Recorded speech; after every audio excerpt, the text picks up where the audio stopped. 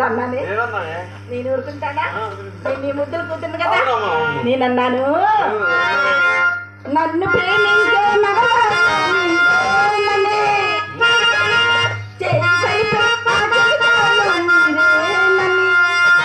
నాకు అనిపించింది, నమ్మకం కుదిరింది, అన్ని కలిసి వచ్చాయి మొదలైంది.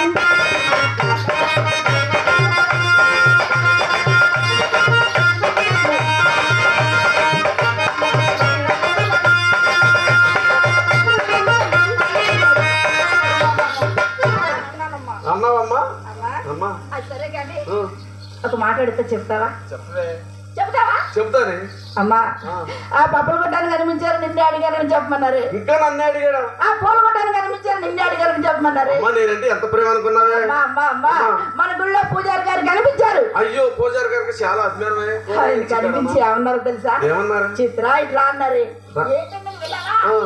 అమ్మా ఆయన నాకు ఇచ్చారా ఇంత పెద్ద చిప్ప.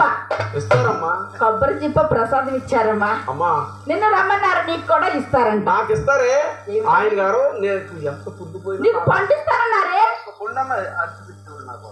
చాలా అభిమానం. ఏం పండు అనుకున్నావే? ఏం పండు అమ్మా? అరటి పండు ప్రసాదం అమ్మా. అరటి పండు కాబట్టి ఏం పండు ఇస్తారా? ఓహో, అరటి పండే అనుకున్నావా నువ్వు కూడా? అమ్మా అమ్మా, సరే కానీ మరేమో నేను బజార్ నుంచి వస్తుంటే ఆ నలుగురు కుర్రాళ్ళమ్మా, చిన్న చిన్న చిన్న కుర్రాళ్ళే అసలు నన్ను చూసి ఏమన్నారో తెలుసా? ఏంటమ్మా చిత్ర, ఎప్పుడు చూసినా కానీ అమ్మ అక్క అంటావు. నీకు దమ్ముంటే అసలు నీ నాన్నెవరో చెప్పమన్నారు వాళ్ళు. అప్పుడు నేనేమో తెలుసా, దమ్మైతే నా దగ్గర అస్సలు లేదండి, మా అమ్మ దగ్గర ఉంది కావలసినంత అడిగి అట్ట చెప్పేస్తాను.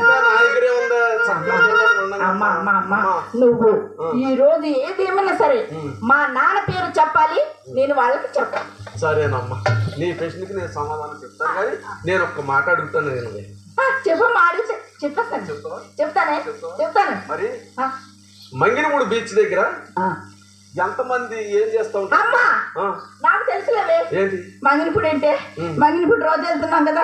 అమ్మా అమ్మా, ఈ మధ్యన మనం ఎక్కడికి వెళ్ళాం తెలుసా? మనం రాజమండ్రి వెళ్ళాం కదే.